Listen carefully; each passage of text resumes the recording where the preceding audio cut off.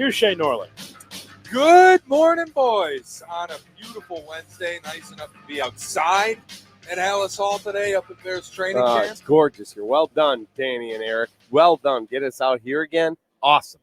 HBO did a very nice job making this place look special on Hard Knocks yesterday. Yeah, How we super feeling cool. on a Wednesday? Well, it is special. Certainly is special. Look at what they've done to the facility here.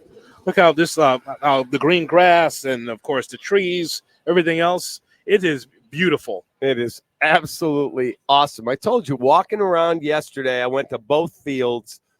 It is just a different vibe. I'm watching guys, how they interact. And last night, DJ Moore gets his contract extension on Hard Knocks. And who was the first guy he talked to down there? Put pen to paper, and they were talking. Nate Davis. So all this, I don't know about this Nate Davis and how his teammates are. That was the first guy he talked to. I thought it was cool. The Nate Davis thing is not about his bedside manner. It's about whether or not he can stay healthy. Exactly. Can he play football? That's what I think. I think that's the ultimate question. Good enough guy. Just kind of wonder whether or not he is going to make this football team. Yeah, he's got to stay healthy and be on the field, man.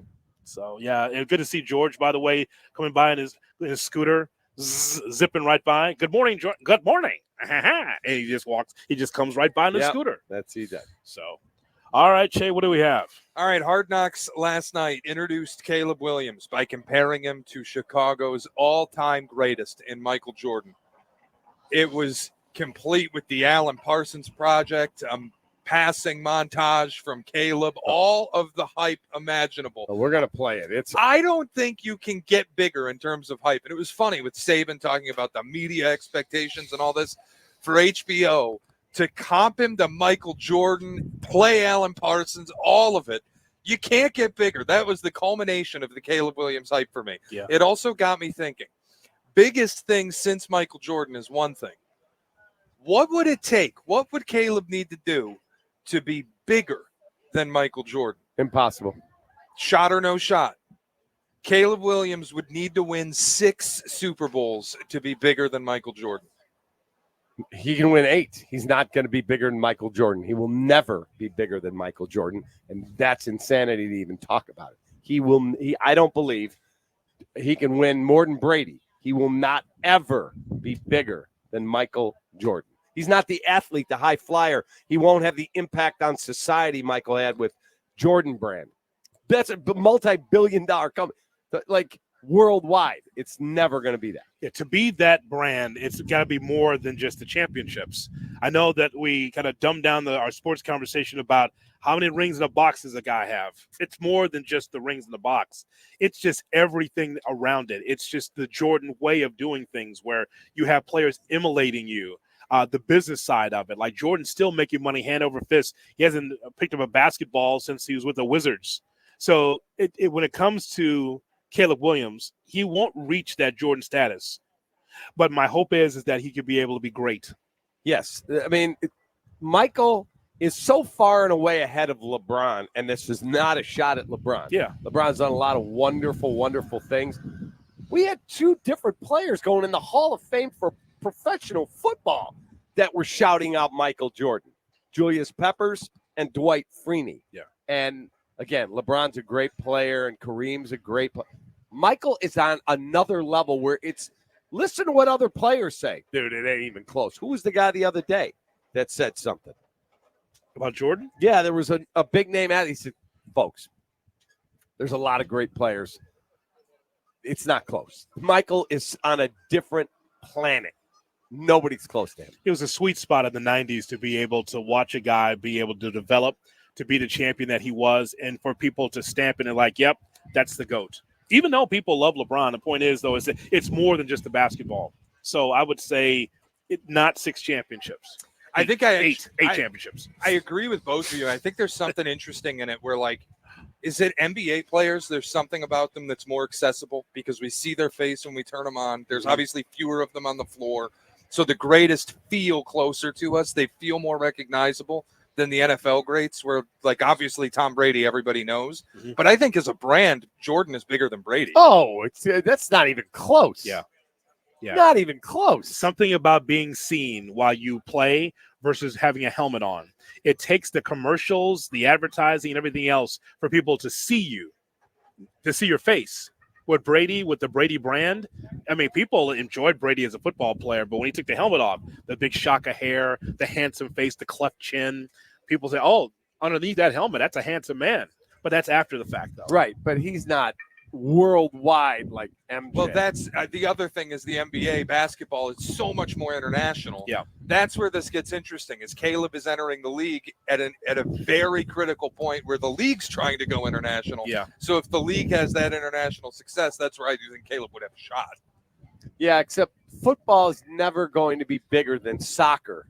Football's never going to be bigger than basketball internationally in China. That's fair. They're not worried about football like we are here. I'll tell you one thing, they're going to try. They're going to try. You see what's happening under the Goodell administration. They're going to try. They are. Because as Shea's been lamenting, the idea that you're getting football every day, we're getting it in Mexico, Melbourne, Australia, UK. Get out of here. I mean, they just keep doing it. They keep trying. They want to be able to catch up to basketball. Whatever you think of basketball, you're like, oh, it's not like it used to be. It's still the global game. The NFL wishes they could be like that. Agreed. All right, Shea. All right, Hard Knocks also highlighted last night a couple players on the fringes of the roster. Theo Benedict, who had his stellar moment singing in a American Eagle thong, basically. Yeah.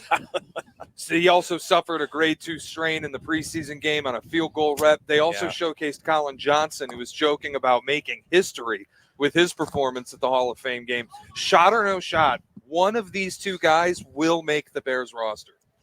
That's a shot. Colin Johnson. And I know that was the hype in practice yesterday, Cap. We're watching Colin Johnson to see him in person. Big guy, big neck, a tall guy, Johnson. Johnson's going to make the football team, but he will not have the heroics as we saw in game 1 in the preseason. He'll make the team, but those are DJ Moore's touchdowns. Those are Roma Dunze's touchdowns. There's a spot for him. There is. But not a main spot. No, not yet. He looked really, really good, but you're right. Those touchdowns against the Tennessee Titans, that's touchdown, DJ Moore. Mm-hmm. Keenan Allen across the back of the end zone. Those are their touchdowns. Agreed. So, no, but as far as the Eagle, the Canadian Eagle, I think that's what Eberflus called him. The Canadian Eagle. Eagle. Canadian Eagle. Yeah, the new right? nickname. Yeah. so with that, no, the Canadian Eagle was the kid, the lineman, right? Yeah. Yeah, Benedict. but what did he call Colin Johnson? He had a name for him too, didn't he? Didn't he? I don't think so. I don't think so. There's a lot of Jerry Rice talking on that documentary. Jerry Rice tonight, right? Jerry Rice, right? And I was listening. I was on the post-game show last night brought to you by Dr. Pepper after Hard Knocks. And Sylvie and a bunch of us were talking that when Colin Johnson was there, and then you've got this Caleb Williams. He's going to be around a while. And who was it, DJ Moore? How many receivers you think they're keeping? You know what? I thought that was really good. Can I just say something? That was raw. I thought that conversation was odd. You're a rookie. Why do you care how many receivers or how many quarterbacks are on? It's something that you and I would talk about. Well, that was DJ who said that. No, but on the sideline, we saw Caleb Williams with the headset. Yeah. And they were discussing like the roster composition. Yeah, he said, Colin Johnson, that guy's going to be here for a while, like really good. And then TJ goes, how many receivers do you think they're keeping? That's how it came out. Very I'm strange. Like, oh. I don't Caleb was know like, I don't know. The Canadian Eagle, I don't know, Shea, with that injury. He's going to miss all of camp. I know. That feels like the heartbreaker of Hard Knocks, where Poles is going to have to, he's going to miss all of camp. Yeah. Theo, we're sorry, man. That's okay. He's got a $20,000 signing bonus. Shea? In this economy. That's what he said. Going to last him a few weeks. Speaking of guys who might not make the roster, the Bears have started giving Veis Jones reps in the backfield as a ball carrier. It's not an unprecedented position switch. Veis in his career limited sample has been effective running the football. So shot or no shot. If Veis Jones wants to make this team, it will be as a gadget running back in the vein of Cordero Patterson. God. That's yeah. I do not think Poles cuts a third-round pick, his first offensive player he took. I don't think he's cutting it. I don't. He's going to let him return kicks in this new format. he's going to let him do exactly the gadget type stuff. I don't see him getting cut. Too bad Johnson is not in that particular situation. I wish it was a real battle between Veis Jones and Colin Johnson. I think I know who would win that one. Yeah, I don't think Veis is getting cut. Now, he's strong, tough, shifty. We'll see. Yeah. If they do move on from Herbert, there's a spot for a running back on this team, a No third doubt. running back. And No doubt. Could be Veis Jones. No doubt. Waddle wanted to have Herbert in the kick return role if he's not going to be the running back. And Poles on our interview we just had shouted out DeAndre Swift, how good he's looked at practice. Yep. So if you got him and Roschon, then there's a strong chance that you're probably moving on from Khalil Herbert. Yes. But we'll see.